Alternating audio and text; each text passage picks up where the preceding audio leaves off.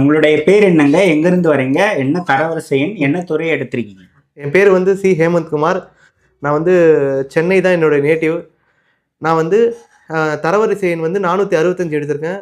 எடுத்த டிபார்ட்மெண்ட் வந்து Hindu religious institution audit department எடுத்திருக்கேன். என்ன படிச்சிருக்கீங்க? உங்களுடைய டிஎன்பிஎஸ்சி பயணம் எப்படி தொடங்கியது? அதை பற்றி சொல்லுங்கள். நான் வந்து பிஇ மெக்கானிக்கல் இன்ஜினியரிங் முடிச்சிருக்கேன். ஆக்சுவலாக பார்த்தீங்கன்னா 2022 வந்து அந்த கொரோனா டைம் வந்து பீக் பீரியடில் போயிட்டு இருந்தது. நிறைய பேர் வந்து வேலையெல்லாம் இல்லாமல் இருந்தாங்க. ப்ரைவேட் கம்பெனிஸ்லேயே மோஸ்ட்டாக வந்து அவங்க ஜாப் வந்து ஸ்டாப் பண்ணி வச்சுருந்தாங்க. நிறைய பேர் ஜாப்லாம் லூஸ் பண்ணாங்க. இது எல்லாத்தையும் பார்க்கும்போது நம்மளுக்கு வந்து ஒரு பெட்டரான ஜாப் இருக்கணும்னா அது வந்து ஒரு பர்மனெண்ட்டாக நம்மளுக்கு வந்து எந்த ஒரு ஃப்ளக்சுவேஷன்ஸும் இல்லாமல் ஒரு ஜாப் இருக்குன்னா அது வந்து கவர்மெண்ட் ஜாப்பாக தான் இருக்குன்னு சொல்லி நான் வந்து அப்போது டிசைட் பண்ணேன். அதுக்கு முன்னாடியே நான் வந்து ஆக்சுவலாக ஒரு கொஞ்சம் ஆசைகள் இருந்தது கவர்மெண்ட் எக்ஸாம் படிக்கணும்னு சொல்லிட்டு. பட் ஆனால் வந்து எல்லாருமே சொல்கிறது நான் காலேஜ் முடித்த உடனே வந்து கேம்பஸை இன்டர்வியூ அட்டன் பண்ணி வேலைக்கு போகணும், கேம்பஸ் அப்படி போகணும்னு சொல்லி தான் நம்மளை வந்து வீட்டில் சொல்லுவாங்க. பட் ஆனால் நம்ம வந்து வேண்டாம், நம்மளுக்கு வந்து கவர்மெண்ட் எக்ஸாம் தான் இன்ட்ரெஸ்ட் அதிகம் அப்படின்னு சொல்லிட்டு நான் அப்போ வந்து ஆரம்பிச்சது அந்த ஜர்னி. அப்போ நடுவில் வந்து 1 இயர் வந்து கொரோனாவில் வந்து போயிடுச்சு.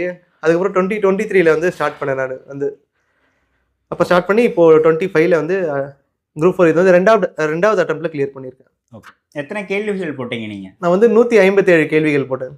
157. உங்களுடைய 2வது முயற்சியில் வெற்றி பெற்று முதல் முயற்சியில் என்ன தவறு பண்ணதான் நினைக்கிறீங்க? என்ன சரியாக உங்களுக்கு போல அதனால் அது வெற்றி ஆகலை? முக்கியமாக வந்து முதல் முயற்சியில் வெற்றி ஆகாதது காரணமே அந்த மேக்ஸ் தான். மேக்ஸில் வந்து சரியாக வந்து 25 கேள்விகள் வந்து கேட்பாங்க. அதில் நம்ம வந்து மினிமமாக 22லேருந்து 23 நம்ம போட்டுட்டோம்னாலே நம்ம ஒரு நல்ல ஒரு கட் ஆஃப்குள்ளே ரீச் ஆகிடுவோன்ட்டு நம்ம முடிவு பண்ணிக்கலாம். பட் ஆனால் நான் லாஸ்ட் டைம் வந்து மேக்ஸில் தான் நிறைய மிஸ்டேக் பண்ணேன். நான் மேக்ஸ் வந்து சரியாக ப்ராக்டிஸ் பண்ணாததுனால ஒரு 5 கொஸ்டின்ஸ் வந்து கம்மியாக போட்டேன் மேக்ஸில். அதாவது 22 எடுக்க வேண்டிய இடத்துல 17 தான் நான் வந்து மேக்ஸ் நல்லா போட முடிஞ்சுது. அதனாலே வந்து எனக்கு கட் ஆஃப் வந்து லாஸ்ட் டைம் ரீச் ஆக முடியாமல் போச்சு. ஆனால் இந்த வாட்டி வந்து மேக்ஸ் நான் வந்து நல்லா ப்ராக்டிஸ் பண்ணதுனால மேக்ஸ் வந்து 21 கொஸ்டின்ஸ் நான் வந்து போட்டுட்டு இருந்தேன். ஓகே. இப்போ ஒவ்வொன்றாக பேசுவோம். முதல்ல தமிழ் எப்படி படிக்கலாம் அப்படின்றத பேசுவோம். தமிழ் தான் 100 மதிப்பெண்கள். நீங்கள் 24 எழுதும்போது இருந்ததை விட 25க்கான சிலபஸ் வித்தியாசமானது இல்லையா? அப்போ சிலபஸ் மாற்றப்பட்டு இருந்தது. இலக்கணத்துக்கு கூடுதல் முக்கியத்துவம் கொடுக்கப்பட்ட சிலபஸாக இது இருந்தது. ஸோ அதுக்கு நீங்கள் எந்த மாதிரி உங்களை தயார்படுத்திட்டீங்க? என்னென்ன புத்தகங்கள் படிச்சீங்க? அதை பற்றி சொல்லுங்கள். இப்போது 2024 வந்து சிலபஸ் வந்து வேறையாக இருந்தது. வெறுமனே ஸ்கூல் புக்ஸ்லேருந்து எல்லாமே டாப் டு பாட்டம் ஸ்கூல் புக்ஸ்லேருந்து மட்டும்தான் வரும். அதை மட்டும் படித்தாலே நம்ம வந்து தமிழில் வந்து 95 கேள்விகள் வரைக்கும் போட முடியுன்ற நிலைமை அப்போ இருந்தது. ஆனால் சிலபஸ்னு ஒன்று சேஞ்ச் ஆன பிறகு இலக்கணம்னா என்னென்னா, இலக்கணத்தை பொறுத்த வரைக்கும் ஒருத்தர் அண்டர்ஸ்டாண்டிங் இருந்தால் மட்டும்தான் அந்த கொஸ்டின்ஸ் நம்ம வந்து அப்ரோச் பண்ண முடியும். அண்டர்ஸ்டாண்டிங் இல்லைன்னா ரொம்ப கஷ்டமாயிடும் நம்மளுக்கு. அதனால் வந்து தமிழ் வந்து ஃபஸ்ட்டு வந்து பேஸ். இப்போது எந்த எக்ஸாம் காம்படிட்டிவ் எக்ஸாம் வந்தாலும் சரி, இப்போ டிஎன்பிஎஸ்சியை பொறுத்த வரைக்கும் பேஸ்மெண்ட் வந்து ஸ்கூல் புக்ஸ் தான். அதை நம்ம வந்து ஃபஸ்ட்டு சரியாக நம்ம முடிச்சிட்டோம்னா அதுக்கடுத்து நம்ம அவுட் சோர்ஸ் போய்க்கலாம். தமிழை பொறுத்த வரைக்கும் நானும் அதை தான் பண்ணேன். ஸ்கூல் புக்ஸில் இருக்க இலக்கணம் எல்லாத்தையுமே டாப் டு பாட்டம். இலக்கணம் வந்து எப்படி சொல்கிறோம், 6th to 12th வரைக்கும். அதே போல் தான் ஓல்டு புக்கும் இருக்குது. நியூ புக்கும் படிக்கணும், ஓல்டு புக்கும் படிக்கணும். இலக்கணம் வந்து 6th to 12th வரைக்கும் படிச்சுட்டு அடுத்து வந்து நம்ம அவுட் சோர்ஸ் ஏதாவது போகிறதுனா ஏதாவது ஒரு இன்ஸ்டியூட்டோட மெட்டீரியலையோ இல்லை ஒரு இன்ஸ்டியூட்டோட கைடன்ஸையோ வச்சு நம்ம வந்து படிக்கலாம் தமிழை பொறுத்த வரைக்கும். ஆனால் டெய்லியுமே நம்ம வந்து தமிழை கண்டிப்பாக படித்தாகணும். ஒரு நாள் நம்ம படிக்கிறோன்னா தமிழ், மேக்ஸு, ஜிஎஸ் இது 3மே அடங்கி இருக்கணும் அந்த நாளுக்குள்ளே. தமிழுக்கு வந்து மோர் இம்பார்ட்டன்ஸ் கொடுத்து படிக்கிற மாதிரி இருக்கணும். கொஸ்டின்ஸ் அதிகமாக பார்க்கணும். இன்ஸ்டியூட்டோட டெஸ்ட் வைக்கிறாங்களா, அது எந்த இன்ஸ்டியூட்டாக இருந்தாலும் சரி, அவங்க கொஸ்டின்ஸ் நம்ம வந்து நிறைய கொஸ்டின்ஸ் பார்க்க தான் நம்ம அதை ரெக்டிஃபை பண்ண முடியும். நம்ம என்னென்ன தப்பு பண்ணுறோன்றதை நம்ம கிளியர் பண்ண முடியும். தப்பை சரி செஞ்சாலே நம்ம வந்து கொஸ்டின்ஸை அதில் ஏற்படுற மிஸ்டேக்ஸை வந்து நம்ம தவிர்த்துடலாம். ஓகே. இப்போ ஓல்டு புக்ஸ், நியூ புக்ஸ் எல்லாருமே சொல்கிறாங்க ஓல்டு புக்ஸ் படித்தோம், நியூ புக்ஸும் படித்தோம் அப்படின்ட்டு. என்ன டிஃப்ரென்ஸ்? நியூ புக்ஸ்னால் எந்த எடிஷனுக்கு, எந்த இயருக்கு அப்புறமாக வந்தது? ஓல்டு புக்ஸ்னால் எந்த இதுக்கு முன்னாடி வந்தது? இப்போது ஓல்டு புக்ஸ்னால் வந்து அது 2016, 17 அந்த ரேஞ்சுக்கு முன்னாடி வந்தது அந்த புக்ஸில். ஆனால் அதில் வந்து சிலபஸ் ரிலேட்டடாக நீங்கள் பார்த்தீங்கன்னா அதில் அதிகமான கண்டென்ட் அதில் இருக்குது. இப்போ சிலபஸில் இருக்கக்கூடிய அந்த கண்டென்ட் டாபிக்ஸ்லாம் வந்து ஓல்டு புக்ஸில் அதிகமாகவே இருக்குது. நம்ம அதை படித்தோன்னா நம்மளுக்கு நிறைய ஐடியா அதில் வந்து நம்மளுக்கு கிடைக்கும். நியூ புக்ஸில் இருக்குது. பட் ஆனால் எப்படி சொல்கிறதுனா, இப்போ இருக்க ஸ்டூடெண்ட்ஸ் வந்து அதை வந்து நல்லா நாலேஜபிளாக இருக்கணும், அதை படிக்கணுன்றதுக்காக கொஞ்சம் அதிகமான கண்டென்ட்ஸ் வந்து அதிகமாக இருக்குது. பட் ஆனால் டிஎன்பிசிக்கு ஏற்ற மாதிரி சிலபஸ் நியூ புக்ஸில் கொஞ்சம் கம்மியாகவே இருக்குன்னு தான் நான் சொல்லுவேன் ஓல்டு புக் கம்பேர் பண்ணும்போது. பட் ஓல்டு புக்கில் வந்து அதிகமாக அந்த கொஸ்டின்ஸ்க்கு என்னென்ன தேவையோ அது வந்து அந்த ஓல்டு புக்கில் பார்க்க முடியும். அதெல்லாம் நியூ புக்ஸ்னால் அது எந்த எடிஷனுக்கு அப்புறமா வந்ததுங்க? எடிஷனுன்றதை பொறுத்த வரைக்கும் நான் வச்சிருக்க வந்து 2022 23 எடிஷன். இப்போ வரைக்கும் எடிஷன் இருக்குது தான். 25 வரைக்கும் நியூ எடிஷன் போட்டு வந்துகிட்டே தான் இருக்கு. அந்த கொரோனாக்கு முன்னாடி ஒன்று போட்டாங்க 2019 எடிஷன் சொல்லிட்டு, அது பெட்டரா இருக்கு. அதுல வந்து எல்லாமே கவர் பண்ணியிருப்பாங்க. ஏன்னா கொரோனா டைம்ல எனக்கு தெரிஞ்சு சிலபஸ் கொஞ்சம் ரெடியூஸ் பண்ணாங்க. ஸ்டூடெண்ட்ஸ்னால கொஞ்சம் வந்து ஸ்கூல் ஸ்டூடெண்ட்ஸ் வந்து படிக்கிறது கஷ்டம்னு சொல்லிட்டு கொரோனா டைம்ல கொஞ்சம் ஒரு சிலபஸ் ரெடியூஸ் பண்ணி புக்ஸை வெளியிட்டாங்க. பட் ஆனால் டிஎன்பிஎஸ்சி படிக்கிறவங்களுக்கு அது செட் ஆகாது. ஏன்னா அவங்க நிறைய படிச்சா மட்டும்தான் கொஸ்டின்ஸ் அப்ரோச் பண்ண முடியுன்றதுனால அவங்க 2019 எடிஷனை படிக்கிறது பெட்டரா இருக்கும். அதுக்கு முன்னாடி வந்த அந்த புக்ஸை. இப்ப முன்னாடிலாம் தமிழுக்கு வந்து புக்கு அட்டை டு அட்டை படிப்பாங்க இல்லையா? நிறைய பேர், நானே நிறைய இன்டர்வியூல படிக்கிறவங்கலாம் சொல்லுவாங்க, நாங்க அட்டை டு அட்டை படிச்சோம், தமிழ் புக்ஸ் எல்லாமே படிச்சோம் அப்படின்ட்டு. இப்ப இனி வரும் காலங்கள்ல இப்ப இந்த 2025 இருந்து நம்ம சிலபஸ் ஓரியன்டா படிக்க வேண்டியதாக இருக்குல்ல, இன்னமும் கூட இந்த புக் அட்டை டு அட்டை படிக்க வேண்டியதாக இருக்கா, இல்ல சிலபஸ் டாபிக்ஸ் ரிலேட்டடா படிச்சா போதுமா? இப்போ நீங்க சொன்ன மாதிரி பாத்தீங்கன்னா முன்னாடி காலத்துல வந்து அட்டை டு அட்டை வந்து படிச்சோம்னா 100க்கு 95 போட முடியும். இப்ப சேம் அதே நம்ம பண்ணனா 50லேருந்து 60 தான் போட முடியும். ஏன்னா கொஸ்டின்ஸோட ஸ்டாண்டர்ட் வந்து இன்க்ரீஸ் ஆகிட்டே போகுது. அதே போல காம்படிஷன்ஸும் ரொம்ப அதிகமாகவே இருக்குது. அதனால டிஎன்பிஎஸ்சி என்ன பண்றாங்கன்னா கொஞ்சம் கொஸ்டின்ஸ் வந்து கொஞ்சம் ஸ்டாண்டர்டா கொஞ்சம் டஃபாவே வந்து கொஸ்டின்ஸ் வந்து செட் பண்றாங்க.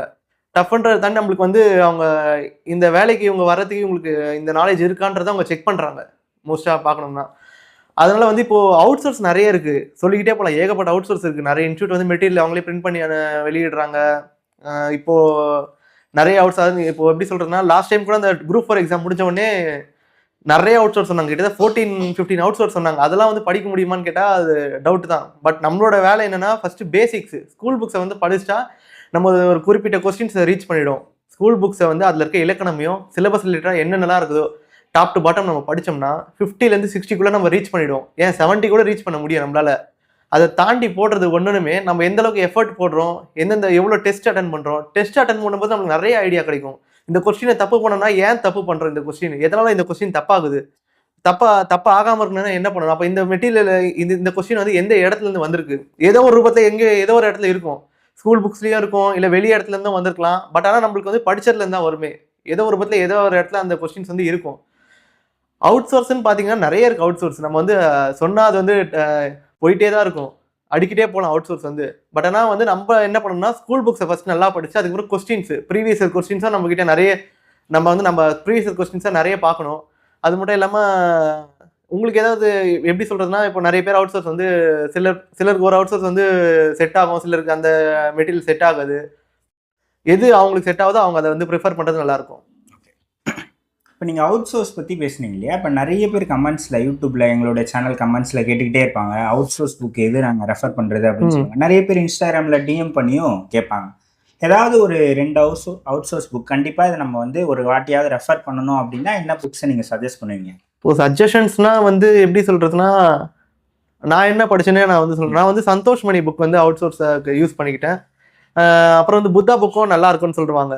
எல்லா புக்லேயும் கண்டென்ட் ஒன்று தான், நம்ம அதை எப்படி அண்டர்ஸ்டாண்ட் பண்ணுறோங்கிறது தான் விதம் மாறுது. எக்ஸாம்பிள்ஸ் வந்து ஒவ்வொரு புக்கில் ஒவ்வொரு மாதிரி இருக்கும். பட் ஆனால் அந்த கண்டென்ட் ஒன்றே ஒன்று தான், கண்டென்ட் சேம் தான். சிலபஸில் என்ன கொடுத்துருக்காங்களோ அது அந்த அவுட் சோர்ஸ் புக்லேயே அது சிலபஸ்க்கு ஏற்ற மாதிரி அவங்க பிரிண்ட் பண்ணி அப்படியே கொடுத்துருப்பாங்க.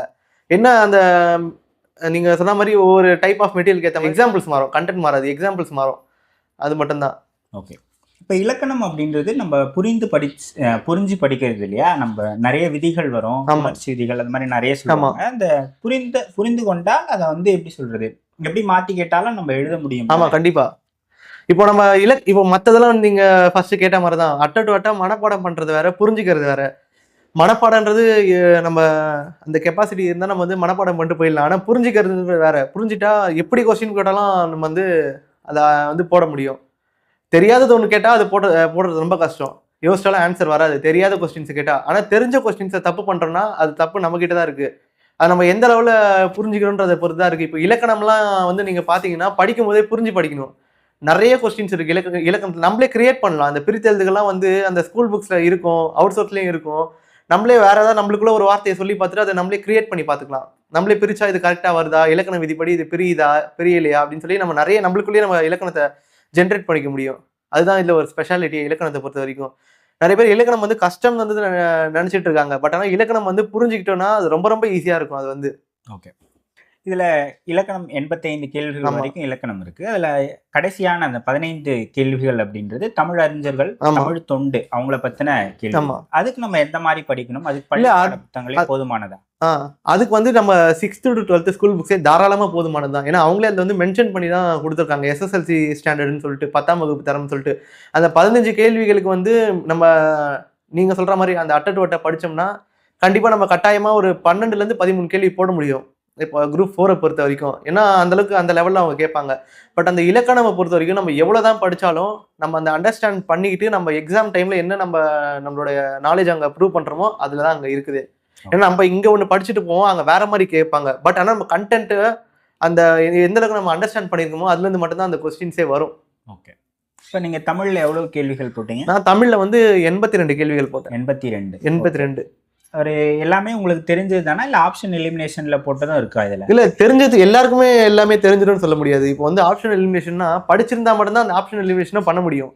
சும்மாவே ஆப்ஷன் எலிமினேஷன் பண்ணிட முடியாது. இப்போ எவ்வளோக்கு எவ்வளோ ஒருத்தர் ஹார்ட் ஒர்க் போட்டு படிச்சிருக்காங்களோ அந்த எக்ஸாம் டைம்ல நம்மளுக்கு வந்து அந்த ஒரு நம்ம மைண்ட் வந்து இன்டிமேட் பண்ணும், இதுக்கு ஆன்சர் இதுவாக தான் இருக்கும். இங்கே இதே ஒரு இடத்துல நம்ம வந்து அதை படிச்சிருப்போம். எக்ஸாம் டைம்ல அதை போகும்போது அந்த கொஸ்டின்ஸை நம்ம பார்க்கும்போது தெரியவே தெரியாது. அந்த கொஸ்டின் யாருக்குமே தெரியாது. அந்த கொஸ்டின் தெரியாத டைம்ல வந்து இது ஆன்சர் இதுவா இருக்கும்னு நினைப்போம். நம்ம வீட்டுக்கு வந்து அந்த கீயை செக் பண்ணால் அந்த ஆன்சர் கரெக்டாக தான் இருக்கும். அதுதான் இப்போ வந்து ஆப்ஷன் எலிமினேஷன்ன்றது வந்து ஒரு 2 ஆப்ஷன் தான் தெரியுது, 2 தெரியலனா யோசிச்சு நம்ம எலிமினேட் பண்ண முடியும். எதுவுமே தெரியலனா வந்து நம்ம எப்படி ஆப்ஷன் எலிமினேஷன் பண்ண முடியும்? அது முடியாது தான். அதுக்கு நம்ம வந்து ஓவராலாக நம்ம வந்து ஜென்ரலாக படிக்கிறோம், ஹார்ட் ஒர்க் போட்டு நம்ம வந்து படிக்கிறோம், இருக்கிறது வந்து சிலபஸில் இருக்கிறது எல்லாத்தையுமே நம்ம ஓவராலாக கவர் பண்ணி படிக்கிறோம்னா நம்மளால வந்து தெரியாத கொஸ்டின்ஸை ஓரளவுக்கு டார்கெட் பண்ணி போட முடியும். ஒரு 50-50 சான்ஸ் இருக்குன்னு சொல்லலாம்.